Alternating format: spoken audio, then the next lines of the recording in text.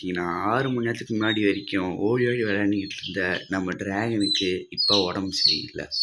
பார்த்தீங்கனாலே தெரியும், நம்ம டிராகனால் நிற்க கூட முடியலை. பாருங்கள், உளுந்துக்கிட்டு இருக்கு பாவம். கிட்ட கூப்பிட்டு போகலாம், பட் டைம் இல்லை நம்ம. அதனால் நம்ம ஊரில் தேடி பிடிச்சி போகிறக்குள்ள இது இருக்குமாங்க கேரண்டி இல்லை. அதனால் இதுக்கு நம்மளே ஒரு ஐசியூ மாதிரி செட் பண்ணி இருக்கோம். அந்த இடத்துல தான் வச்சு அதை காப்பாற்ற ட்ரை பண்ணிக்கிட்டு இருக்கோம். பாவம் அது வந்து உயிருக்கு போராடிக்கிட்டு இருக்குது.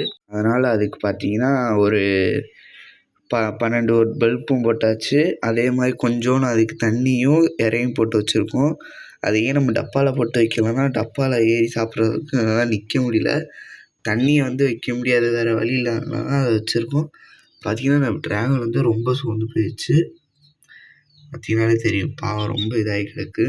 டிராகன் உடம்பு சரியில்லாமல் ஆனதுக்கு முக்கியமான காரணம் யாருங்கிறத நான் உங்களுக்கு இப்போ காட்டுறேன். ஒன்றும் தெரியாத மாதிரி நிற்கிறேன் பார்த்தீங்களா? இது என்ன காரணம்?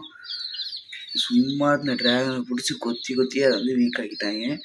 பார்த்தீங்கனாலே தெரியும். அதனால் தனியாக எடுத்து வச்சாச்சு. நம்ம தனியாகவும் இருக்குது. இது பார்த்தீங்கன்னா எதுவுமே தெரியாமல் ஜாலியாக விளாண்டுக்கிட்டு இருக்குங்க.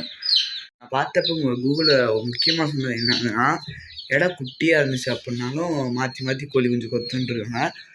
அதனால தான் நம்ம அந்த இடத்தைய வந்து இப்போ ரெடி பண்ணியிருக்கோம். இனி வந்து அந்த இடத்துல விட்டுருவோம், அதனால் பிரச்சனை இல்லை.